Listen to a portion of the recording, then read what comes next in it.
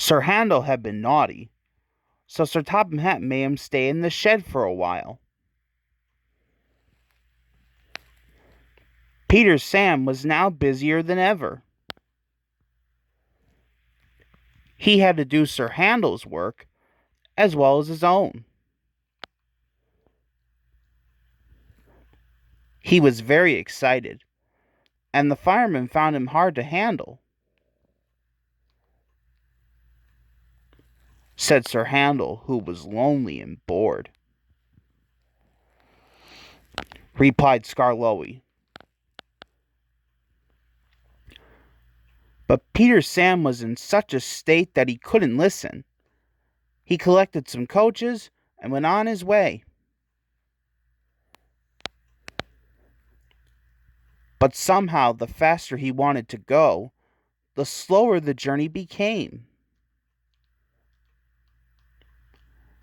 When Peter Sam finally fussed into the station, Henry was already there.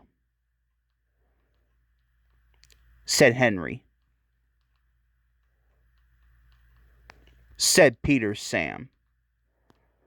Secretly, he was a little worried, but not for long.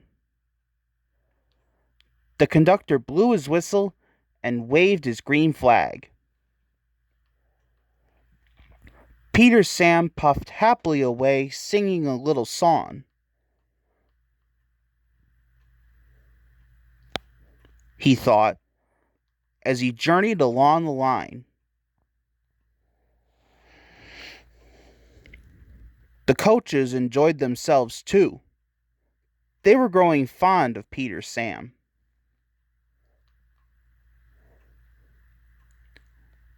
Every afternoon they had to wait an hour at the station by the lake. The station has a little shop selling refreshments. The conductor, fireman, and the guard buy tea and cakes from the refreshment lady. At last the waiting was over, and Peter Sam was sizzling with impatience. He whistled to the passengers. He thought. The conductor was ready with his flag and whistle. The refreshment lady was making her way to the train. Then it happened. The conductor says that Peter Sam was too impatient. Peter Sam says he was sure he heard a whistle. Anyway, he started. Wailed the coaches. Groaned Peter Sam. The refreshment lady climbed aboard, and they started again.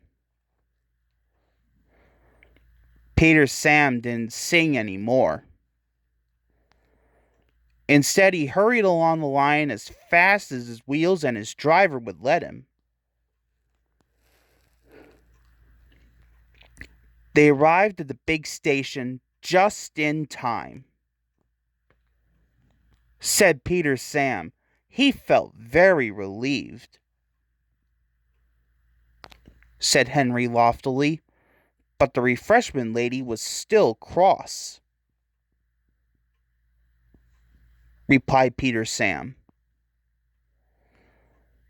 Then the refreshment lady laughed.